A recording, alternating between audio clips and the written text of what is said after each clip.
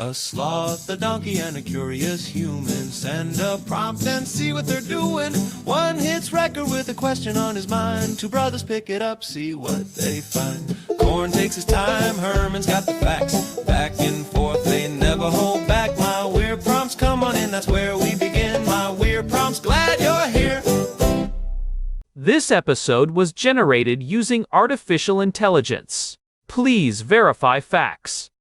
My Weird Prompts is a community-driven initiative exploring how AI can fuel curiosity and uncover the fascinating ways our world works. GPU compute for this podcast is generously provided by Modal. Learn more at modal.com. You know that classic image of the whistleblower sitting in a dark room, face completely blacked out by a shadow, and their voice sounding like a robot with a heavy cold? It is such a staple of investigative journalism that we almost take the security of it for granted. But looking at the tech we have today, that whole aesthetic is starting to feel completely insecure. Herman Poppleberry here, and you are hitting on something that has been keeping security researchers up at night lately. Today is March 25th, 2026, and the prompt we received from Daniel is about the evolution of these anonymization techniques. This is a critical, if slightly terrifying, look at the AI arms race happening right now in whistleblower protection. We have moved past the era where a simple pitch shifter or a well-placed lamp was enough to keep someone safe.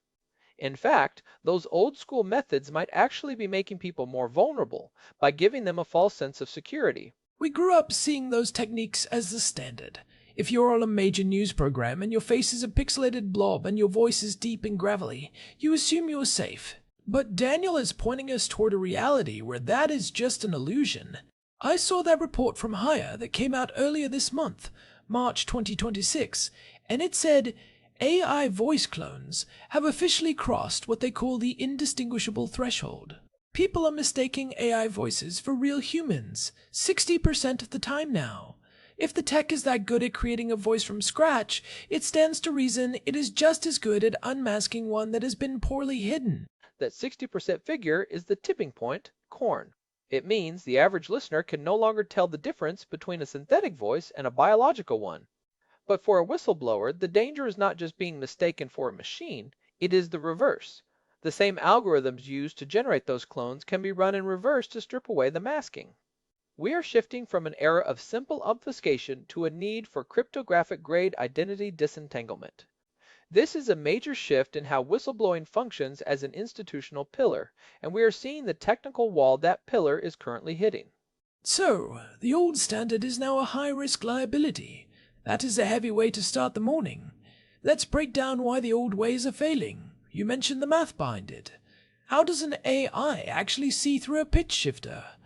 When we talk about traditional pitch modulation, we are usually just talking about shifting the fundamental frequency of a recording. It makes the voice higher or lower. But the underlying harmonic structure, the way your specific vocal tract shapes air, and the resonance of your chest and throat stay relatively intact. Modern attackers are using neural vocoders. These models can take that modulated audio and map those harmonics back to the original physical characteristics of the speaker's throat and mouth. If an attacker understands the mathematical parameters of the modulation, they can simply reverse the process to reveal the original audio. The AI reconstructs the original vocal tract shape and then resynthesizes what the voice would sound like without the shift.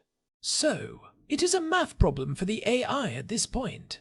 The AI is essentially reverse engineering the source from the modified output. And what about the classic deep throat look? The silhouette lighting where you are just a black shape against a bright window. Surely if there is no light on your face, there is no data to recover? It does not need direct light. It just needs geometry and a massive dataset of human movement. There was a major update this month from the Inception Institute of Artificial Intelligence regarding 3D face reconstruction from monocular video. They are using what they call human-aware masks. Even if you are just a silhouette, the AI can analyze the way your shadow moves, the micro jitters in your posture, and the way light wraps around the edges of your profile. This is called light wrapping or edge diffraction. By looking at how the light bleeds around your silhouette, the AI can use 3D morphable models to infer your actual facial structure from those tiny hints. It fills in the blanks with high accuracy because it has seen millions of faces and knows how a specific jawline or brow ridge affects the way a shadow shifts when you turn your head. It can reconstruct a recognizable identity from a shadow because it knows the underlying rules of human anatomy. That is genuinely unsettling. I am never standing near a window again. But it is not just the visual or the audio, is it? Daniel mentioned this February 2026 paper by Simon Lerman about large-scale de-anonymization using large language models. This suggests that even if you perfectly hide your face and perfectly change your voice, you might still be giving yourself away just by the way you talk. This highlights a massive gap in current anonymization practices. Simon Lerman's work is a wake-up call for the entire journalism industry. He proved that anonymized transcripts are no longer a guarantee of privacy. LLMs can now perform what we call linguistic fingerprinting or stylometry at scale. They look at your syntax, your specific vocabulary choices, the way you structure your sentences, and even the specific types of professional jargon you use. Then, they cross-reference that against massive datasets of public writing, social media posts, or leaked corporate emails. If you have a unique way of explaining a technical concept or even a specific habit of using certain metaphors, the AI can match that pattern to your real-world identity with high precision. It is effectively de-anonymizing people based on their style of thinking. So even if I am a pixelated blob with a robot voice, if I use a very specific phrase and I am the only person in the company who uses it, I am in trouble. The AI just scans the company, Slack logs, finds the phrase, and identity revealed. It feels like the more data these models have, the smaller the anonymity set becomes for any given individual. You are not one in a million. You are one of one because of the way you use commas. That is right, and that is why we are seeing this shift away from masking and toward identity disentanglement. Think of it like this. Masking is wearing a disguise. Disentanglement is hiring an actor to read your lines in a different theater. Okay, let's talk about the solution then, because this sounds like a losing battle if we just stick to the old ways. Daniel mentioned zero-shot voice conversion. How does that actually work in a high-stakes interview? Is it like those deepfake apps where I can sound like a celebrity? It is much more sophisticated than consumer apps. Tools like VoiceMask, which came out of the University of Rochester back in late 2024, and the latest enterprise stuff from Well Said Labs that launched in January 2026, are doing something fundamentally different. Instead of just shifting your pitch, they use a neural network to extract the linguistic content of what you are saying, essentially the text or the phonemes of your speech, and then they resynthesize that content using a completely different vocal persona. It is a process of decomposition and reconstruction. So it is not my voice being changed. It is a brand new synthetic voice saying my words. Precisely. It disentangles the what from the who. You can choose a persona that has a different age, a different gender, even a different regional dialect. Because the system is generating a completely new signal based on the content, there are no digital artifacts of your original voice left in the file for a neural vocoder to latch onto. There is no underlying voice to revert back to because the original audio was never actually part of the final output. It is a clean break. This is what we mean by cryptographic grade protection. You are destroying the original biometric data and replacing it with a synthetic substitute that carries the same meaning but none of the identity. That sounds a lot more robust. But what about the linguistic fingerprinting? If I'm still using my own words and my own style, aren't I still at risk? Even if the voice is different, my specific phrasing might still give me away. That is where real-time PII redaction comes in, but it has evolved way beyond just bleeping out names. PII, or personally identifiable information, used to just mean don't say your name or your city. But modern platforms like Private AI and the updated Google Cloud DLP that launched this month are much smarter. They use machine learning to detect context-specific identifiers. It might flag a specific project code that only 5 people know, or it might catch the sound of a very specific train line in the background of your audio and automatically scrub it. Some of these systems are even starting to suggest linguistic sanitization, where they prompt you to rephrase a sentence if it sounds too much like your known writing style. It is like a grammar checker, but instead of checking for errors, it checks for uniqueness. Linguistic sanitization sounds extreme, Herman. It is like the AI is telling you to be more generic. But I guess if you are a whistleblower, that is exactly what you need. You need to sound like a generic version of a human. It is a world where the goal is to be as unidentifiable as possible. It is the only way to survive the AI arms race. Anonymity is no longer a static thing you have because you turned off the lights. It is a dynamic process you have to actively manage. We are seeing this reflected in the legal world too, which is a big part of Daniel's prompt. He mentioned the Daniel Ellsberg Press Freedom and Whistleblower Protection Act. This was introduced just a couple of weeks ago on March 10, 2026, by Representative Rashida Tlaib. I saw that. It is a big deal because it is specifically trying to reform the Espionage Act. For decades, that law has been used against whistleblowers, and it didn't really account for the digital age. The Ellsberg Act is trying to create actual legal protections for the act of digital anonymization itself. It is essentially saying that using these high-tech tools to protect your identity shouldn't be seen as an admission of guilt, but as a necessary part of the free press in the 21st century. It is named after Daniel Ellsberg, the Pentagon Papers whistleblower. It brings his legacy into the era of LLMs. And it is not just the legislative side. The Department of Justice also announced a new corporate enforcement and voluntary self-disclosure policy on that same day, March 10th. They are actually incentivizing internal whistleblowing now, but the catch is they are mandating much more rigorous technical standards for how that data is handled. They don't want companies just setting up a basic tip line or an email address anymore. They want to see these cryptographic-grade anonymization standards being used so that the company itself can't even identify the whistleblower if they wanted to.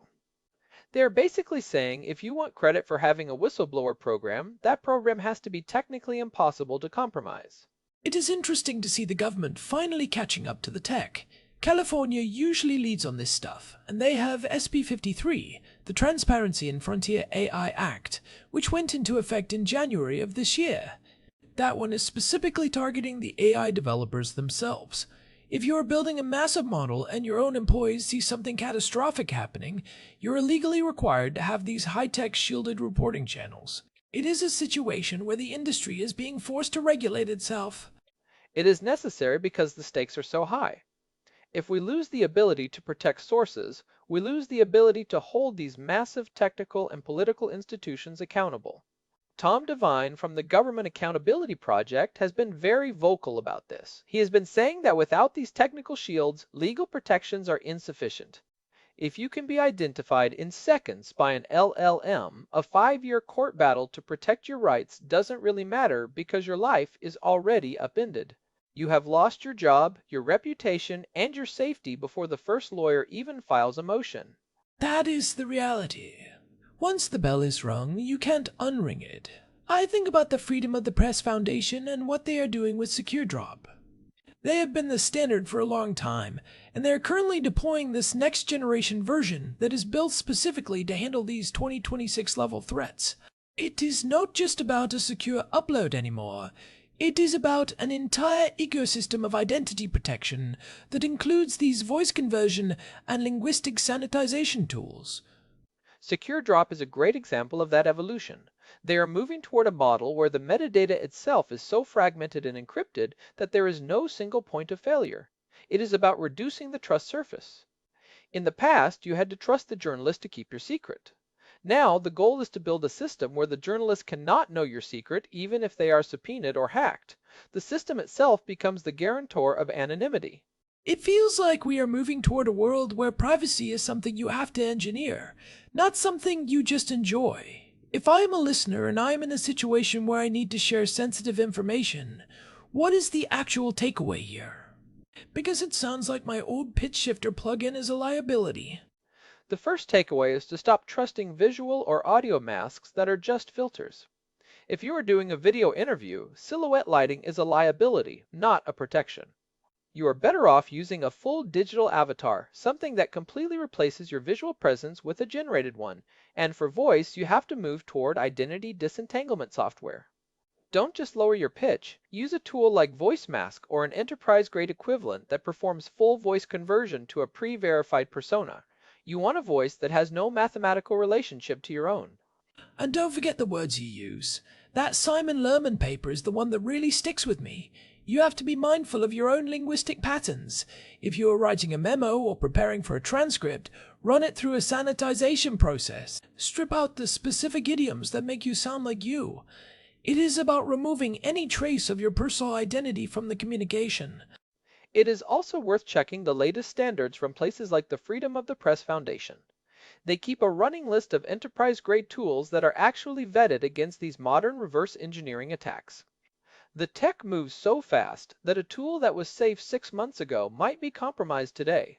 You have to stay current. This is not a set it and forget it situation. It makes me wonder about the future of visual journalism in general. If every sensitive interview uses digital avatars and voice conversion, do we lose the human connection that makes these stories so impactful? There is something about seeing a real person, even in silhouette, that makes it feel authentic. If it is all just generated personas, does the audience start to tune out?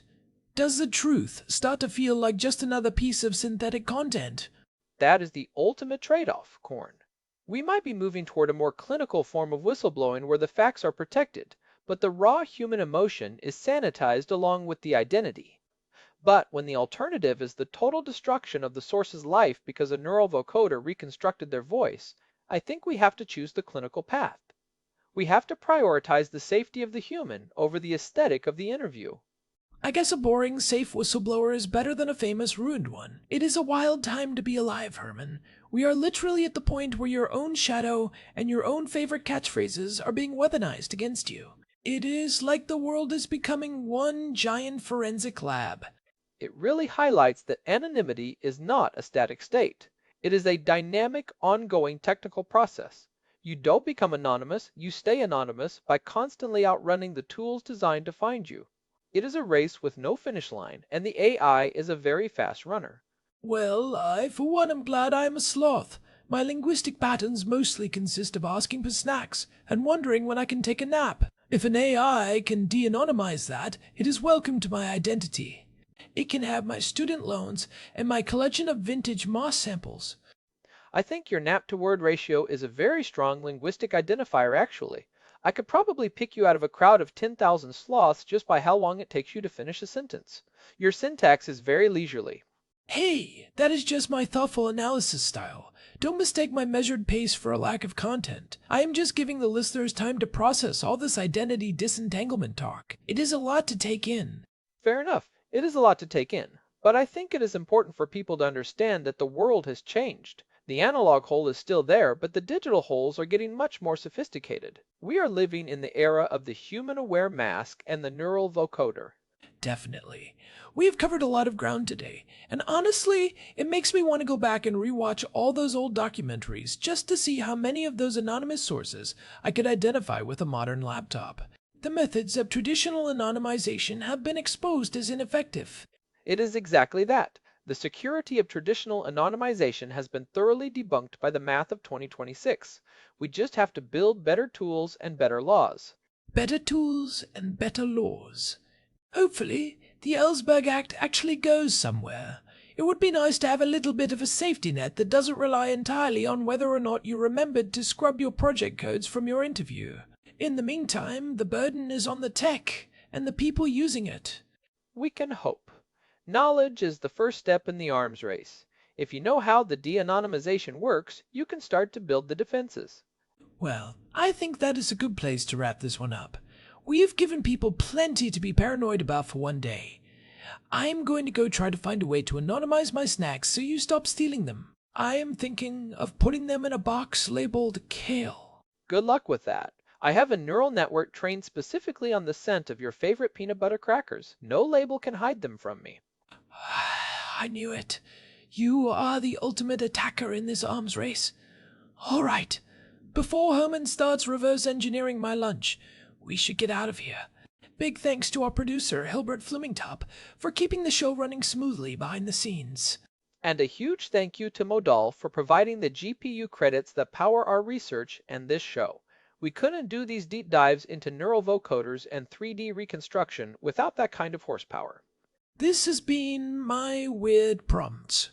If you enjoyed this exploration of the AI arms race, we would love it if you could leave us a quick review on your podcast app.